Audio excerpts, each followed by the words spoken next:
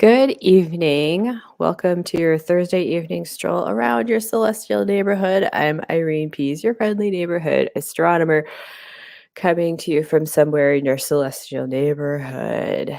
Tonight, we're looking at the Gaia mission. It's that time of the month where we have our mission of the month. And for this month's mission, I'm going with, good old Gaia because it's awesome. For visuals, as usual, I'm using OpenSpace, which you can see in the background now. You can find and download it for free at openspaceproject.com. And actually, tonight I'm using one of the special profiles that they have, the Gaia profile. Um, so excited just to tinker around with that a little bit, just a smidge, and see what can be seen in the Gaia data sets. Quick disclaimer, I'm operating on a Mac, and sometimes there's issues loading the Gaia stars on the Mac, so I'm not even going to try to load them because I know that it's not going to work. So I'll redo this when I get a PC or partition my hard drive, whichever comes first, probably the PC. If anyone wants to support and send me money for an alien, that'd be awesome. Just kidding. It's all good. But yeah, so, quick story time.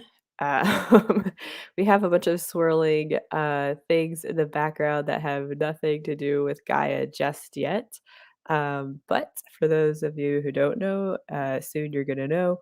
Once upon a time, there was Hipparchus. Um, I guess we could get rid of that stuff. Yeah. So once upon a time there was Hipparchus. That's the beginning of my story about Gaia. So this is Hipparchos, not to be confused with Hipparchus. Hipparchos was actually an acronym of some sort, the High Precision Parallax Collecting Satellite, that was launched by the ESA back in the late 80s, 1989, and surveyed the skies for a few years till 93. Um, and it cataloged a lot of stars. So, yeah, we can see a lot of stars in the night sky. We've known about them for some time. You can see a bunch of them in the background right now. Oh, look, stars. But a really big deal in astronomy is getting really high precision data, like knowing exactly how far away they are and like pinpointing their exact locations. This is all very important stuff. So Hipparchus got almost 120,000, 118,000 plus stellar positions with very high accuracy. So that was a pretty successful missions, over 100,000. Um, but there's a few more stars than that in our galaxy and beyond. So fast forward to 2013, and actually, we could do that. I'm just gonna go back in time. To 2014. Um, there's 2014. So, with the magic of open space, we could do that. Um, so another satellite was launched into space, and I hope I can still see it. Yeah, nope, I can't. So we're gonna go back to the future again. Um, but another satellite was launched by the ESA again, by the European Space Agency, another space telescope. So it was launched, and I don't know if you notice, if we come out a bit, try to see. I'm just going to fast forward a whole bunch to make sure we're up to where we need to be, basically, where I left us off. So there you see like the little Earth, and there's a green circle there around it. That would be the moon's path around the Earth. And way out past that, we're seeing this other kind of set of loops. Um, so this other set of loops, that would be the path of Gaia. So Gaia is way out there. Gaia is not near Earth. Like a lot of people may be familiar with the Hubble Space Telescope. That's in kind of low Earth orbit. Um, so Gaia is out at what we call an L2 point. So you'll notice this kind of like, I don't know, banana boat, whatever shape, kind of going off of the plane. So it looks really ski wobbly. And you might ask yourself, what's going on there? So Gaia is out at what we call the L2 point. So L stands for Lagrange, French, so probably not spelled the way you think. So yeah, that. So a Lagrange point in any three-body system, or sorry, two-body system, we have a couple Lagrange points. So here we have, I zoom out, say the Earth Sun system. That's what we're looking at. When we say Earth Sun L2, sorry, I should have specified it's not like Earth Moon L2, but it's the Earth Sun L2 point. So there are 5 points of kind of interesting gravitational properties. Some points are more stable than others. So some points you have to orbit around, and some point you can just like hang out there. So there's Lagrange one that's between the smaller body and the larger body. So it would be like in here. Lagrange two is out past the Earth's orbit, away from the sun. Three is on the opposite side. So if the Earth is over here, you'd have a Lagrange point over in this part. And L4, 4 and 5, I always get mixed up. And I want to flip this over so I'm looking down on Earth's North Pole because that's the orientation that I'm used to. Sorry. Um, so 4, I believe, is the leading and 5 is the lagging. But if I mix that up, don't get mad. All right. So 4 would be out here ahead of the Earth in its orbit, and 5 would be back here, lagging the Earth in its orbit as it moves around the sun. So, and Faisal has some references in there for us. Thanks, Faisal from Facebook. So those are our Lagrange points. So we're way out at L2, which means it's always going to be on the far side of the Earth from the sun, um, which is kind of handy dandy. And the reason that you get like these kind of loops around the Earth is because, again, it's always on the far side of the Earth from the sun. So as the Earth is going around the sun, Gaia is effectively going around the sun also, but it doesn't orbit in the same plane as the Earth and sun. It's a little bit off um, for various reasons, partly because it has to orbit around the actual point because it's not gravitationally stable right there. So it has to use thrusters to maintain its position. And then also, it just doesn't want to be, well, the shadow of the Earth doesn't actually go out that far anyway. Um, but you wouldn't want any chance of passing through the Earth's shadow. You want to have constant sunlight because it does, in fact, have some solar panels for power. So that was a little bit more than I wanted to say about Lagrange points. But we can poke on in here and take a look at the beautiful model that we have in open space of Gaia. Um, just zoom right in here. Um, so we should be coming up on the shield stuff. Yeah, right. So again, facing the sun, we should have a solar shield and some solar panels, and then the other bits we have a very small. So I think this might be turned around, but the other bits we have very small telescope actually. So kind of amazing. There's a couple instruments in here that are doing all the business of collecting lots and lots of data about the stars. We want to know the the the parallax. So basically looking at stars when the Earth is on one side of the sun and then looking again when the Earth is on the other side of the sun.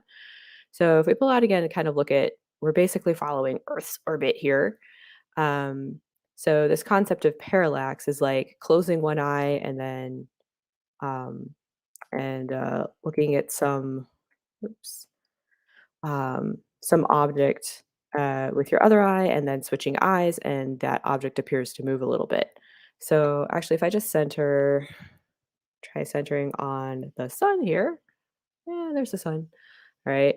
So when the Earth is on, one side of the sun, looking off at Yield star, it might look like it's in one position relative to the more distant background stars.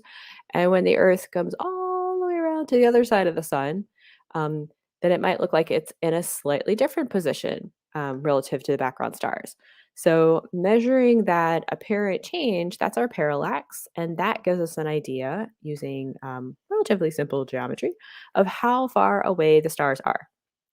So this is really important for measuring the distances to more and more distant things. So it's part of what we call the distance ladder that allows us to figure out distances to close things, and then distances to close things help us figure out distances to even further things and further things and further things.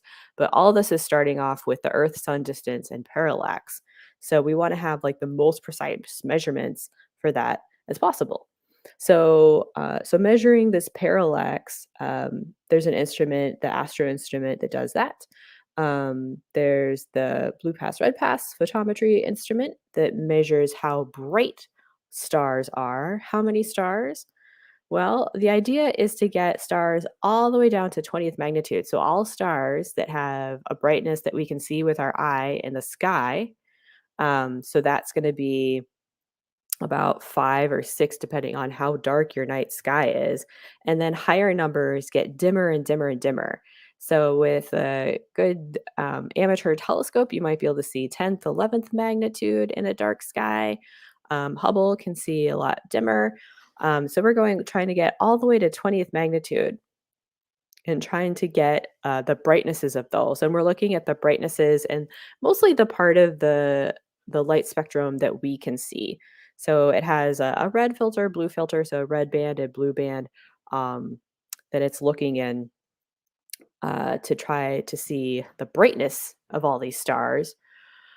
Um, and a quick comment slash question from Faisal on Facebook: is parallax where we measure in parsecs? Yes. So the measurement of parsecs, that's a unit that astronomers use. A lot of astronomers don't actually use light years. So a light year would be the distance that light travels in 1 year, traveling as fast can be, the way it does through the vacuum of space. A parsec is a parallax second. So that concept that we're measuring from one side of the sun and then the other side of the sun. So, so we take this Earth Sun distance. That's kind of our baseline for measuring parallax, right? So looking from one side of the sun and then from the other side of the sun. So that Earth Sun distance, we call that an astronomical unit. It's about 93 million miles or 150 million kilometers for you metric folks, which should be all of us, but unfortunately is not. Um, so we take that distance, and basically, if that distance were, if we took like a yardstick that was like that long and stuck it 1 parsec away, it would subtend 1 arc second, like a tiny, tiny degree in the sky. So that's the concept of parsecs. So a parsec is a measurement of distance. It's about 3.25 light years, give or take. Um, but yeah, that's exactly where that comes from. Thanks for the comment, Faisal. Um, so the other fun thing that we need to measure, we're measuring how things seem to wiggle back and forth with the parallax, and we can even measure if they're moving, like moving against the background of stars, and that's a motion that we call proper motion. So that would be something like moving across the sky. Um, and the other thing we want to know is if it's moving towards or away from us. Towards or away. And we can do that measuring what we call radial velocity. So radial meaning just like, is it moving towards or away from us? Like if we're at the center of, a circle or a sphere, is it moving along the radius towards us or is it moving away from us? And we can do that using a Doppler shift of the absorption lines of whatever. For example, if a star gives off, all the colors of light, like this would be a continuous spectrum. Um, we could have these lines that are absorbed by known elements, like this is the absorption spectrum for, you guessed it, hydrogen. Notice the red line at 656 nanometers. Um, So yeah, so we know where these black lines, these absorption lines should be in the spectrum because we know what elements we should be seeing, and we can tell if they're shifted just a little bit towards the blue or just a little bit towards the red. Um, and so based on that shift, we can tell if a star is moving towards or away from us and how fast it's moving towards or away from us. So how useful is that?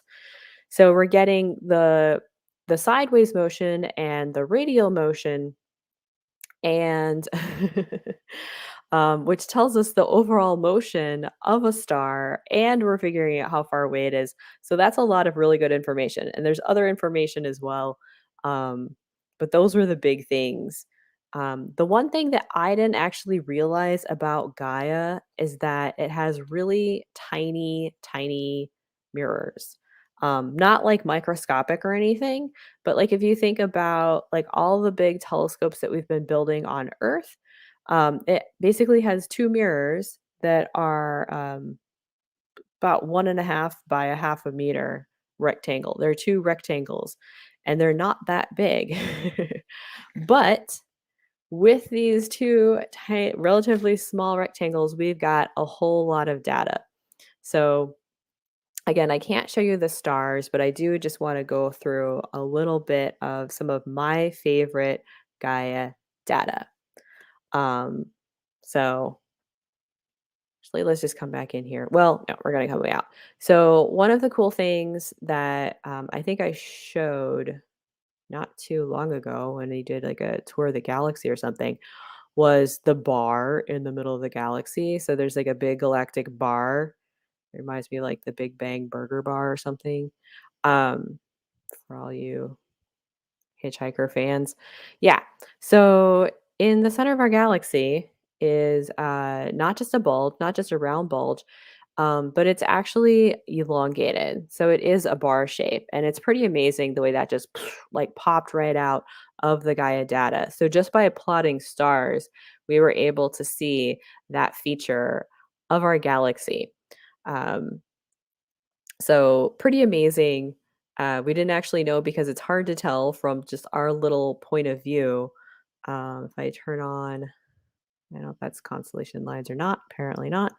Um, but we're just in like this one tiny little corner of the galaxy trying to look out, and most of the stars that we see are pretty close to us. So the Gaia was mapping a lot of stars that are much, much further away that we don't see with the naked eye. Like I said, down to much, much fainter, this 20th magnitude.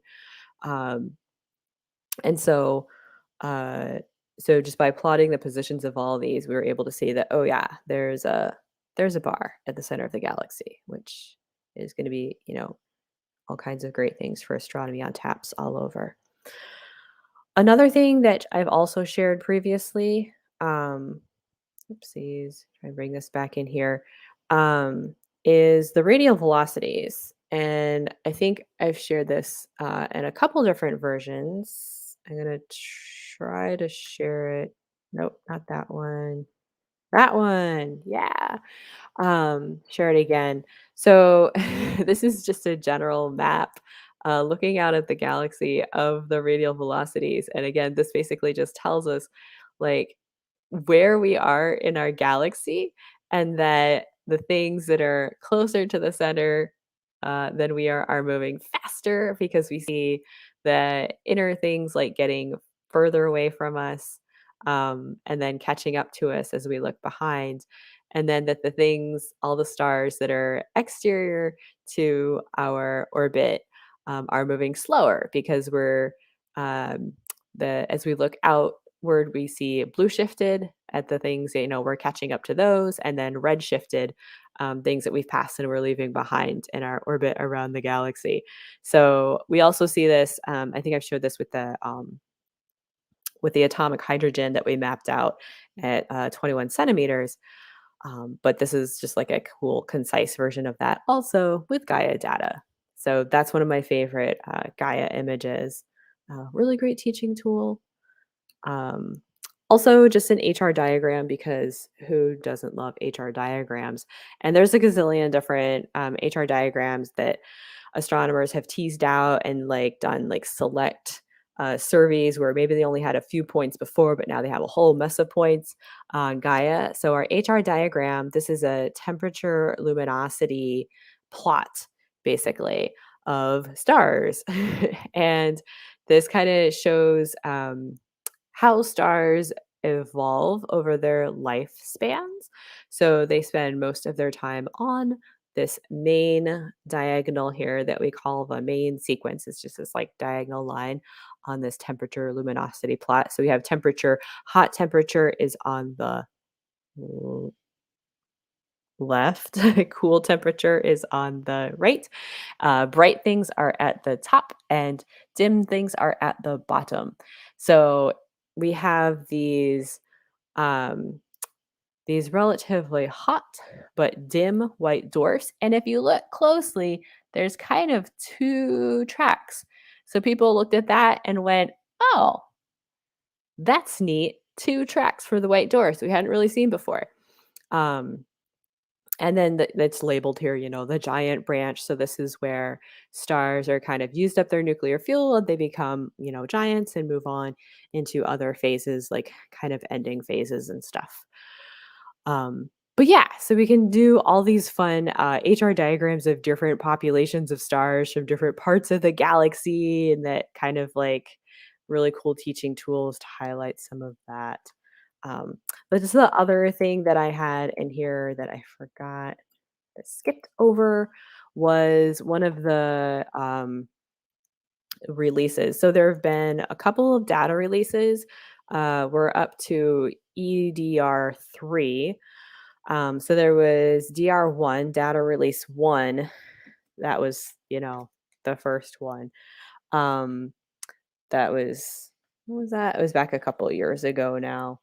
Um, but DR2, oh wait, I actually had notes on this. Yeah, DR2, that was April 2018. So that's where we got the parallax and proper motion of about 1.3 billion stars.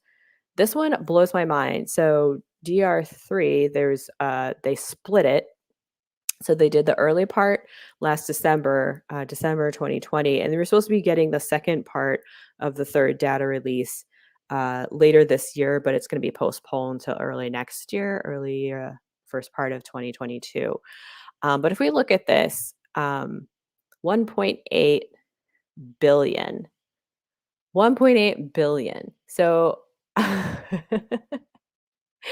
again, Hipparchus, like basically the predecessor, had 120. We'll just round it to 120,000.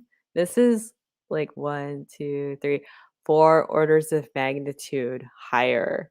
So we're talking billions, like almost plural billions. Like we're rounded up to 2 billion, but we won't because we don't want to get carried away here.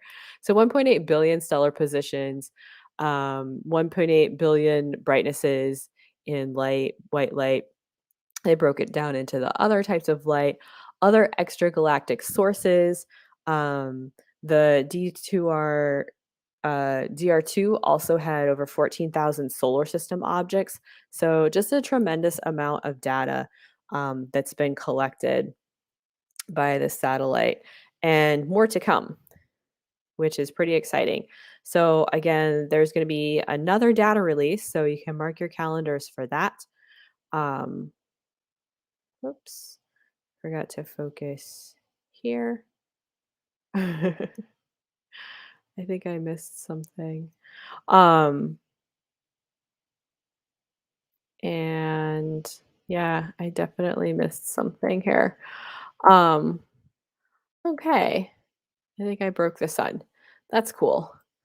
Um, but yeah, so the whole idea was to do like 5 years worth of observations, and be able to view all of these objects like 70 times, which that's how you get like tons and tons of data by repeating your observations again and again and again and again. um, I think I hit a glitch in my system, so I'm gonna go ahead and sign off anyway.